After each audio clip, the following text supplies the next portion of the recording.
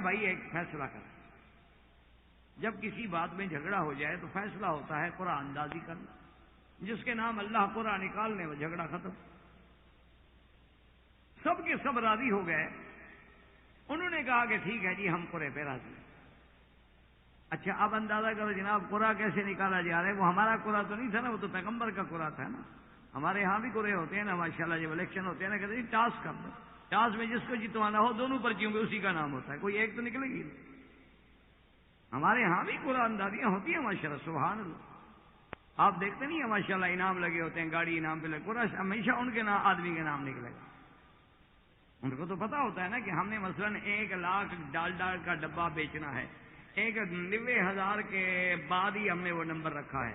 یا ہم نے 95,000 کے سیریل تو چل رہی ہے نا، پھر آپ نے بندوں کو کہہ دیا کہ جب یہ 95,000 تک سودا بک جائے اگلا پھر آپ بھی آ جانا، لینا شروع کر دینا، کسی نہ کسی کے نام تو آ ہی جائے گا، پھر اس سے خرید لیں گے۔ یار تم کہاں لے جاؤ گے گاڑی، خامخواہ آپ بک ہو گیا کیا، تم یہ 20 کی بیچ دو، 20 نہ کر دو۔ ہمارے یہاں تو یہ قرآن اندازیاں ہیں نا، لاٹری ہے، قرآن اندازیاں ہیں، اور عجیب عجیب کہانیاں ڈالی ہوئی ہیں، اور ایسے ایسے نئے پھندے یہودیت نے نکالے ہیں کہ ہر بینک، ہر بڑا ادارہ جو ہے وہ ایک سے ایک آگے بڑھ کے نکل رہا ہے۔ کیوں؟ اصل اسکیم دینے والا کون ہے؟ پیچھے یہودی ہے، اس سے ہمیں نفرت ہے۔ بھائی نفرت ہے تو سیدھی بات کرو۔ شاہ جی رحمۃ اللہ علیہ کا ایک لطیفہ ہے کہ ایک دفعہ ایک وزیر صاحب جو آئے نا جی کسی گرلز کالج کا افتتاح کرنے کے لیے، تو وہاں کہ انہوں نے تقریر بھی فرمانی تھی اور بڑے لوگ بھی آئے ہوئے تھے سارے علاقے کے، اس میں مولوی بھی تھے اور بھی تھے۔ تو اب جناب اس وزیر صاحب نے لوگوں پر روب ڈالنے کے لیے کہ بھی یہ بڑا پڑھا لکھا آدمی ہے، تو اس نے کہا کہ طلب العلم فریضۃ علی کل مسلم و مسلمۃ، کہ حدیث ہے رسول اللہ کی کہ علم حاصل کرنا جو ہے یہ فرض ہے، ہر مسلمان مرد ہو یا عورت۔ تو یہ حدیث پڑھی تو شاہ جی کو کسی نے وہ ٹیپ سنائی وزیر صاحب کی، تو شاہ جی کا رات کو وہیں جلسہ تھا، شاہ جی نے کہا کہ وزیر صاحب اپنے باپ کی بولی بولو، میرے نانے کی بولی تو نہ بولا کرو، اور جنہوں نے تمہیں وزیر بنایا ہے تم اپنے باپ کی بولی بولو جو تمہارے روحانی باپ ہیں۔ یہ تم من کا لگا رکھا ہے تم نے، اتنا بھی تمہیں پتا نہیں کہ اللہ کل مسلم و مسلمۃ، اللہ کیا کرتا ہے، کل کیا کرتا ہے، مضاف کیا ہے، مضاف الیہ کیا ہے، تمہیں جار مجرور اور مرفوع کا پتہ بھی نہیں، تو پھر میرے نانے کی بولی کو تو خراب نہ کرو نا۔ حدیث پڑھنا نہیں آتا تو یہ من تم تو نہ کرو۔ کتنے لوگ اذان دیں گے اشہد ان محمد رسول اللہ، اس بیچارے کو یہ پتہ نہیں کہ پیچھے انا لگا ہوا ہے، یہاں تو جمع ہو ہی نہیں سکتا، یہاں تو لازماً ان محمد رسول اللہ کہنا، اس کو نہیں پتا اشہد ان محمد رسول اللہ، لیکن اذان بھی نہیں چھوڑتے، یعنی اذان بھی لازم دینی، الاٹمنٹ ہو جاتی ہے نا۔ مجھے لوگ کہتے ہیں نا جی وہ آج کل جھگڑے ہوتے ہیں نا جی وہ جی فلانا چیئرمین ہی نہیں چھوڑا، میں نے کہا تو مولوی سے کہو مسجد چھوڑ کے دکھا، جس دن تم مولوی سے مسجد چھوڑوا دو گے نا چیئرمین کو میں ہٹوا دوں۔ یار اللہ کے بندے، ایک آدھ مولوی مسجد نہیں چھوڑتا، مؤذن بیچارہ اپنا مینار نہیں چھوڑتا، تم کہتے ہو یہ بیچارے چیئرمینیاں اور تھانے داریاں اور وزارتیں چھوڑتے ہیں، کل کی بات کرو۔ تو بہرحال جی کہنے کا مقصد یہ ہے کہ اب سب آئے، اب یہ ہے پیغمبر کا قرآن۔ اللہ نے قرآن میں ذکر کیا کہ وَمَا كُنْتَ لَدَيْهِمْ إِذْ يُلْقُونَ أَقْلَامُهُمْ أَيُّهُمْ يَكْفُلُ مَرْيَمَ، اللہ نے فرمایا میرے مدنی محمد مصطفیٰ آپ اس وقت وہاں موجود نہیں تھے جب قرآن اندازی ہو رہی تھی کہ کون کفالت کرے بی بی مریم کی، اور وہ پتہ ہے قرآن کیا تھا؟ مفسرین نے لکھا کہ حضرت زکریا نے حکم دیا کہ کانے لے آؤ، یہ جس کی ہم قلم بنا کے لکھتے تھے بچپن میں، آج کل تو خیر پین آ گئے، آج کل تو نئی نئی چیزیں ایجاد ہو گئی ہیں، تو اب تو بہرحال ایسا دور آ گیا نا جی، کمپیوٹر آ گئے، پھر اس سے لکھائی شروع ہو گئی، اب تو اور ترقی ہو گئی ہے کہ آپ بولتے جائیں وہ خود بخود لکھتے جائیں، اب تو آپ کو ہاتھ چلانے کی بھی ضرورت نہیں پڑے گی، آپ صرف بولتے رہیں، آپ بولتے رہیں ٹائپ ہوتی جائے گی، خود بخود جو ہے وہ لکھا جائے گا۔ تو بہرحال حضرت زکریا علیہ الصلوۃ والسلام نے ارشاد فرمایا، باہری تشریف لے کے بات کر لیں نا، اللہ تبارک و تعالیٰ عقل عطا فرمایا نا، عید مستحب، عقل ہو تو مسجد میں کیوں آتا بیچارہ؟ ہاں جی، عقل ہوتا تو مسجد میں غریب کیوں آتا ہے؟ اس وقت کہیں ڈنر پہ بیٹھا ہوتا، کسی کلب میں ہوتا، کسی 5 اسٹار ہوٹل میں ہوتا۔ ہمارے پاس وہی آتے ہیں جو عقل سے بھی پیدل ہوں اور جیب سے بھی خالی ہوں۔ حضرت شاہ جی رحمۃ اللہ علیہ ہمیشہ فرمایا کرتے تھے، کہتے ہیں مکی صاحب ہمارے دوست بن ہی ہو سکتے ہیں جو عقل سے مفلس ہو اور جیب سے خالی، اگر جیب میں پیسے ہیں تو ہمارے پاس کیوں آئے گا؟ اگر اس کو عقل ہے تو یہاں کیا کرنے آئے گا؟ دال کھانے آئے گا مولویوں کے پاس؟ تو بہرحال یہ ہے کہ اب جناب قرآن یہ کہتا ہے کہ قرآن میں مدنی وہ کیا منظر ہے، اللہ بتا رہے ہیں حضور کو کہ جب وہ قلم ڈال رہے تھے، حضرت زکریا علیہ السلام نے فرمایا کہ ایسا کرو قلمیں، اور ہر قلم پہ نام لکھ دیتے ہیں، ہر قلم پر نام لکھ دیتے ہیں، فلاں کا فلاں کا فلاں کا فلاں کا فلاں۔ اچھا جی پھر کیا ہوگا؟ انہوں نے کہا بھئی یہ قلم جو ہے سارے کے سارے اکٹھے کر کے پانی میں نہر میں ڈال دیتے ہیں۔ جی نہر میں قلم ڈال دیں گے تو پھر کیا ہوگا؟ انہوں نے کہا جو قلم جو ہے نا پانی بہ رہا ہے مشرق سے مغرب کی طرف، لیکن جو قلم مشرق سے مغرب کی طرف یعنی مغرب سے مشرق الٹا چلنا شروع ہو جائے اوپر، وہ صرف بی بی مریم کی کفالت کرے گا۔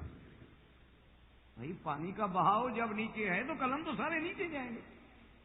قلم اوپر کیوں جائے گا؟ انہوں نے کہا بس یہ قرآن اندازی ہوگی کہ قلم پہ نام لکھ دیتے ہیں، حضرت نام لکھ کے جو پانی میں ڈال دیں گے وہ تو مٹ جائے گا، پانی تو دھو ڈالتا ہے نا،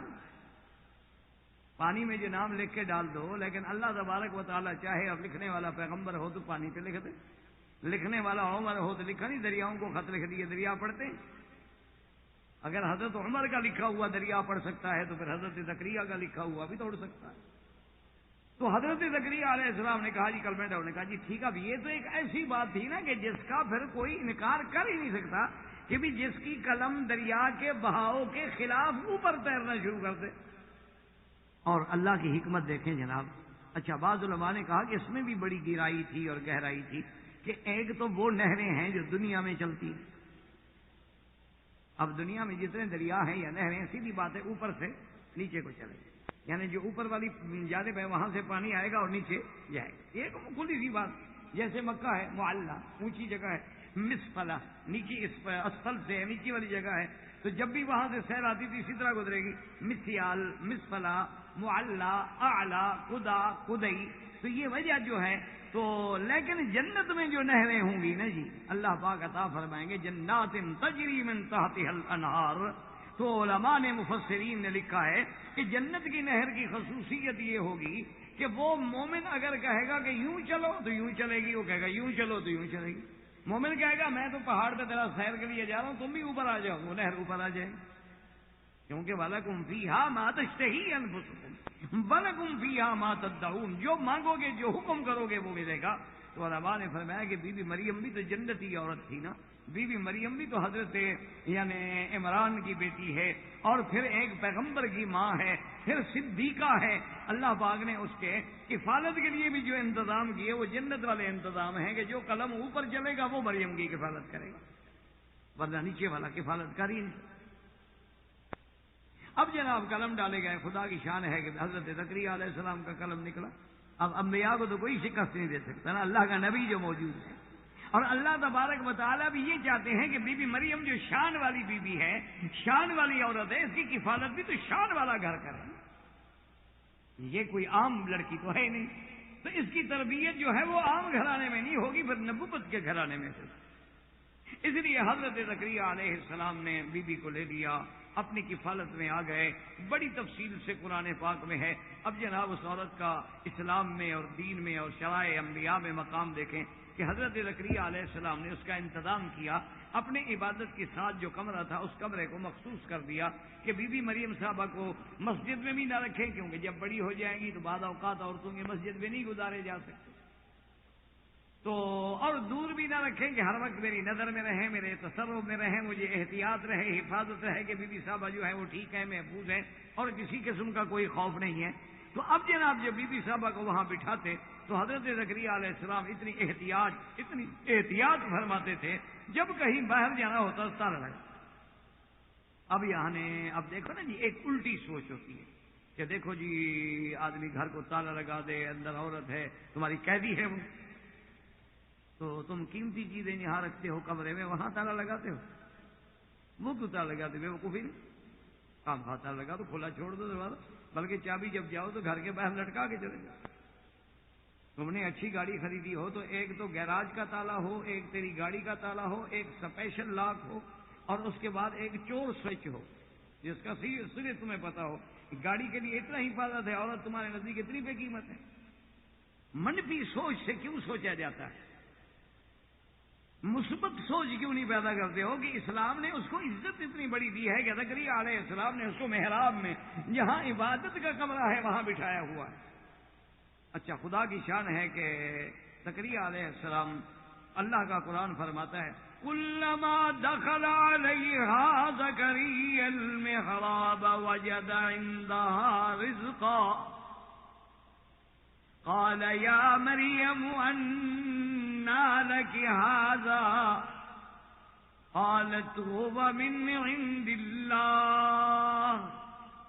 إن الله يرزق من يشاء بغير حساب.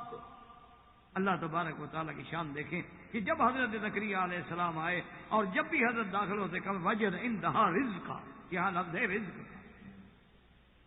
اس لیے ہمیشہ یاد رکھیں کہ لفظ رزق جو ہے یہ عام ہوتا،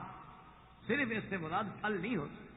جیسے اللہ تبارک و تعالیٰ کے پیغمبر ابراہیم علیہ السلام نے دعا کی تھی وَارْزُقْهُم مِّنَ الثَّمَرَاتِ